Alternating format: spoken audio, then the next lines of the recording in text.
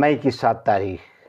मैं हूं आपके मेज़बान अब्दुल बशीर खान और आप देख रहे हैं खुंजरा post YouTube channel.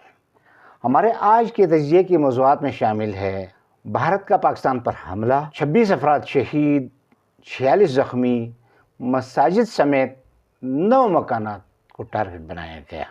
Line of control पर मुज़फ़्फ़राबाद, कोटली, बाग, आज़ाद कश्मीर में हिंदुस्तान की गोलाबारी, बैन-अक़वामी सरहद की खिलाफ वर्जी, मुरीद के और शंकरगढ़ समेत मुख्तलिफ शहरों पे हिंदुस्तान की अपनी हदूद से मिसाइलों के हमले, पाकिस्तान ने सरहद पार किए बगैर भारत के 7 जंगी तैयारे और एक ड्रोन मार गिराया, अमेरिका और बरतानिया का पाकिस्तान पर भारत के खिलाफ जवाबी कार्रवाई न करने के लिए दबाव, बघलियार डैम का बंध टूट गया, भारत किशन गंगा का पानी रोकने में नाकाम, सिविलियंस के खिलाफ मिलिट्री कोर्ट्स में मुकदमात सुनने के लोअर कोर्ट के फैसले के खिलाफ 26वीं आईनी तरमीम के तहत बनने वाली सुप्रीम कोर्ट की आईनी अदालत का फैसला। अब सिविलियंस के मुकदमात मिलिट्री कोर्ट्स में सुने जा सकेंगे। प्रोग्राम की तफसीलात में जाने से पहले आपसे मुल्तमस हूँ कि खुंजरा पोस्ट को सब्सक्राइब कीजिए, लाइक कीजिए और कमेंट्स में हमारी रहनुमाई फरमाना ना भूलिएगा। भारत ने पाकिस्तान पर हमला कर दिया। अब तकरीबन 48 घंटे होने को आए हैं। इन हमलों में लाइन ऑफ कंट्रोल के इस पार मुज़फ़्फ़राबाद, कोटली और बाग के मुख्तलिफ इलाकों को टारगेट करने के अलावा हिंदुस्तान ने बैन-अक़वामी सरहद अबूर करते हुए मुरीद के भावलपुर और शंकरगढ़ पर भी मिसाइल दागे। इन हमलों में 26 अफराद शहीद, 46 ज़ख्मी हुए हैं, 9 मकामात को हदफ बनाया गया। इसमें मौलाना मसूद अज़हर साहब का घर और मदरसा टारगेट किए गए, उनके ख़ानदान के 13 अफराद शहीद हो गए। पाकिस्तान ने सरहद पार किए बगैर भारत के 7 जंगी जहाज़ और एक ड्रोन मार गिराया। इनमें 3 फ्रांसीसी राफेल तैयारे, एक MiG 29 और एक Su-30 तैयारा शामिल बताए जाते हैं। ये 5 तैयारे तो पहले मारे गए थे। इन 5 तैयारों का तज़किरा हमारे अस्करी इदारों ने किया है, ताहम बाद के 2 तैयारों की तस्दीक होना अभी बाकी है। भारत अपने इन दिफाई नुकसानात पे खामोश है, लेकिन राइटर्स, CNN, BBC ने 3 तैयारों की हिंदुस्तान के मुख्तलिफ इलाकों में मारे जाने की तस्दीक की है। ताज़ा तरीन तैयारा भारत के इलाके बठिंडा में मार गिराया गया। पाकिस्तान की कौमी सलामती कमेटी का इजलास हुआ और उसमें अफवाज पाकिस्तान को जवाबी कार्रवाई करने का इख्तियार दिया गया है और ये फ़ैसला किया गया है कि पाकिस्तान अपनी पसंद का महाज चुनेगा और भरपूर जवाबी कार्रवाई करेगा।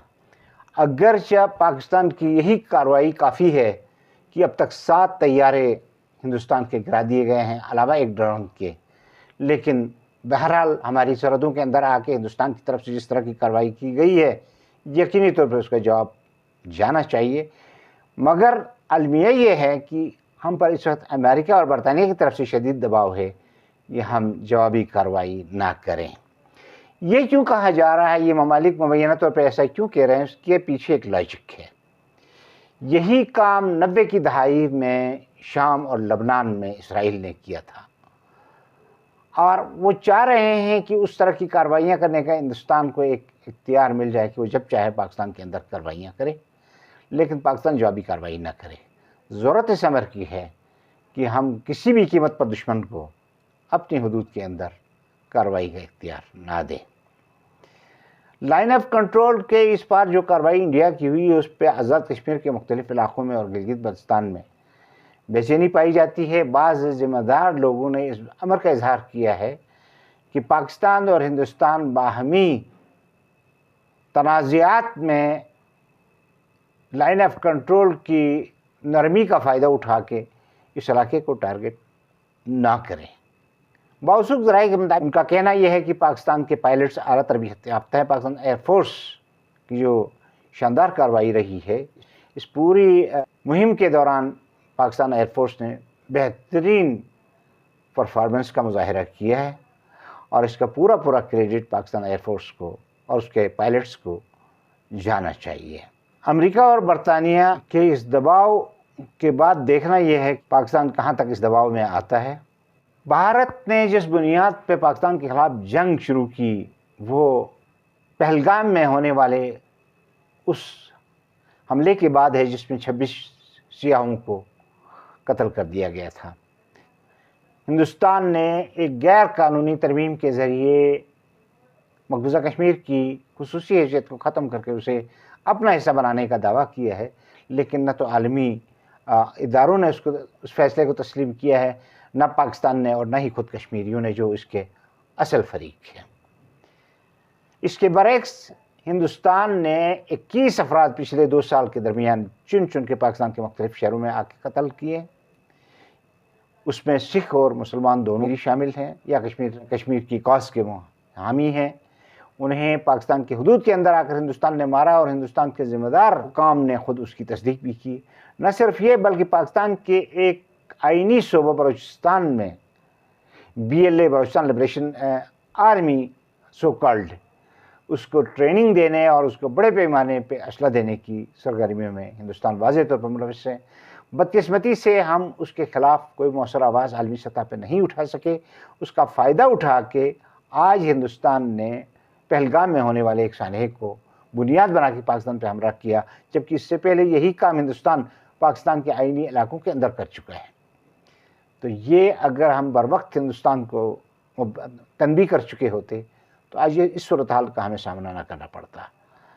اب جب کہ برطانیہ اور امریکہ کی طرف سے ہم پر ایک دباؤ ہے، ضرورت اس بات کی ہے کہ ہم کسی قسم کے دباؤ کو خاطر میں لائے بغیر فوری اور مؤثر کارروائی کریں تاکہ دشمن کو یہ بات سمجھ میں آ جائے کہ 92-93 میں آپریشن بالاکوٹ کے دوران انہیں جس ذلت آمیزی کا سامنا کرتے اپنے 2 طیارے بھی کھونے پڑے اور ابھی نندن کو بھی قابل رحم حالت میں چھوڑ کے بھاگنا پڑا، تو اس طرح کے واقعات یہاں دوبارہ ہو سکتے ہیں۔ ہندوستان اور اسرائیل کا بڑا گہرا ایک تعلق ہے۔ اسرائیل نے جس طریقے سے عرب ممالک کے خلاف کارروائیاں کی ہیں، ہندوستان کو شاید یہ مشورہ دیا گیا ہے کہ بڑی طاقتیں آپ کی سرپرستی کریں گی، آپ پاکستان میں اس طرح کی کارروائیاں کریں، لیکن وہ یہ بھول رہے ہیں کہ پاکستان نہ تو مصر ہے، نہ اردن ہے، نہ سعودی عرب ہے، نہ شام ہے، اور نہ پاکستان متحدہ عرب امارات ہے۔ پاکستان پہ حملہ کرنا تو الگ بات ہے، لیکن اس کے جو نتائج سامنے آئیں گے وہ ہندوستان کے تصور سے زیادہ خوفناک ہوں گے۔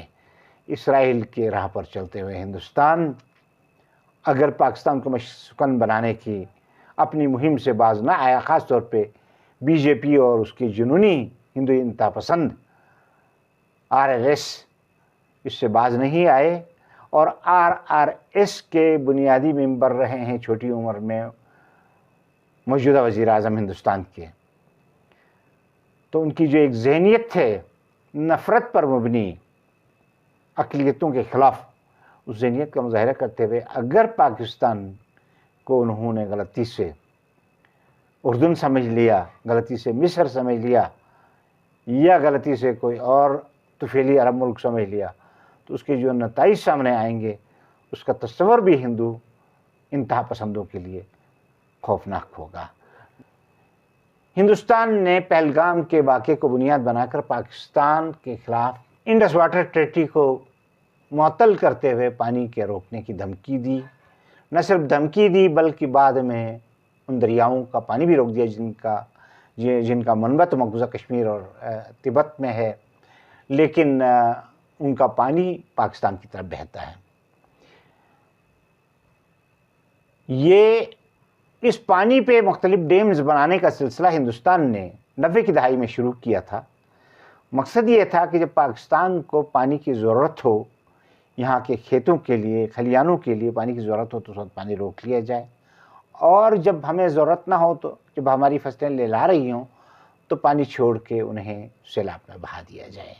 یہ حربے ہندوستان نے بارہا اپنائے ہیں۔ 1993 میں حزب المجاہدین نے ایک ڈیم جو شروع میں ہندوستان نے بنایا تھا اسے اڑا دیا تھا.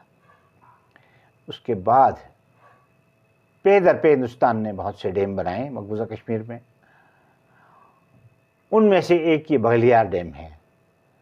یہ کشن گنگا دریا کہلاتا ہے مقبوضہ کشمیر اور لداخ میں. آزاد کشمیر میں اسے دریائے نیلم کہتے ہیں، اور آزاد کشمیر سے نکل کے جب یہ پنجاب کی حدود میں داخل ہوتا ہے دریائے جہلم کہلاتا ہے. ہندوستان نے بغلیار ڈیم کو بند کر کے پانی کا رخ موڑ دیا تھا. کل بغلیار ڈیم کا پشتہ ٹوٹ گیا، جس کی وجہ سے ہندوستان کا یہ مقصد ناکام ہوا اور پانی ایک بار پھر پاکستان کی طرف بہنے لگا. یہ تو ایک قدرتی فیصلہ ہے کہ اللہ تبارک تعالیٰ پانی کے لیے کسی کو نہیں مارتا، لیکن ہندوستان نے اپنی سی کوشش کی تھی مگر بغلیار ڈیم کے پشتوں نے وفا نہیں کی ہندوستان کے ساتھ، اور پانی اب بہنے لگا ہے دریائے کشن گنگا پہ، جو وہاں سے ہوتے ہوئے دریائے نیلم اور پھر اس کے بعد دریائے جہلم میں تبدیل ہوگا. سویلینز کے خلاف ملٹری کورٹ میں مقدمات سننے کے لوور کورٹ کے فیصلے کے خلاف 26ویں آئینی ترمیم کے تحت بننے والی سپریم کورٹ کی آئینی عدالت کا فیصلہ. اب سویلینز کے مقدمات ملٹری کورٹس میں سنے جا سکیں گے. جسٹس منیر کے دور کی یاد تازہ ہو گئی. اس بات کا خدشہ ظاہر کیا جا رہا ہے کہ یہ فیصلے عمران خان کے خلاف استعمال ہوں گے، اور ان فیصلوں کا ایک ایسے موقع پہ سنایا جانا جب پورے ملک میں ملی یکجہتی کی از حد ضرورت ہے. دشمن حملہ آور ہو چکا ہے اور ایسے میں قومی صفوں میں یکجہتی اور استحکام کی ضرورت ہے. ایسے میں اس طرح کے فیصلے یقیناً خوشایند نہیں کہے جا سکتے. ناظرین، آج ہم ہماری اپنی گفتگو اس پہ ختم کرتے ہیں. انشاءاللہ اگلے پروگرام میں کسی اور موضوع کے ساتھ آپ کی خدمت میں حاضر ہوں گے. تب تک کے لیے اپنے میزبان عبدالبشیر خان کو اجازت دیجیے. پاکستان پائندہ باد.